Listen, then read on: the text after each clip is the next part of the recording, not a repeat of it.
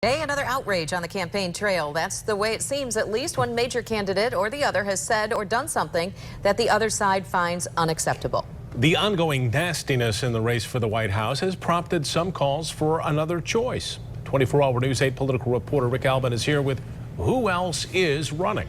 Well, Susan and Brian, I get a lot of emails, and they generally follow one of a couple of tracks. Either we are giving the Republicans or the Democrats too much or not enough coverage. But recently, there have been more emails like this one from Diana, who wrote, "I can't vote for Trump or Clinton.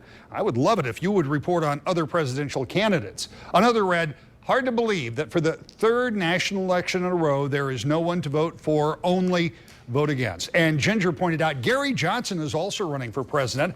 How come he has never spoken up?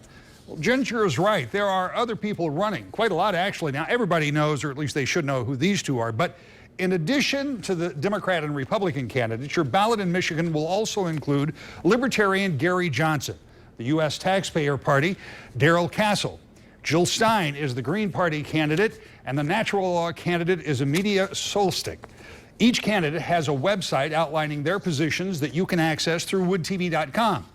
Another often asked question is, why don't we include the so-called third-party candidates in our polling? Well, in fact, there is polling that gives some idea of where the others stand.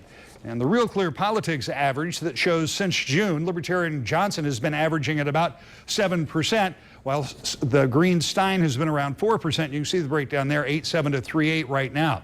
In our Epic MRA poll from last week, we too measured the candidates.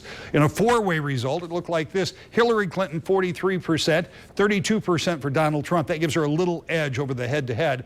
8%, about his national average for Gary Johnson, and Jill Stein is at 3%. Now, there's no reliable polling available for the other two candidates, and keep this in mind. No matter how badly other people may want some of these candidates to get involved, there are many people that are openly frustrated with this year's election, and they vow to vote for a party other than Republicans or Democrats. All of that may be, but don't expect any of these third-party candidates to be showing up on that big national stage, the debate starting next month, and here's the reason why.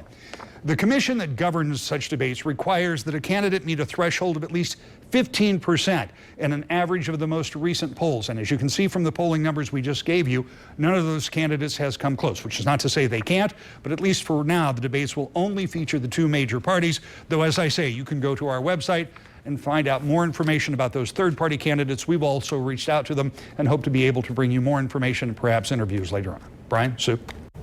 Rick, thank you.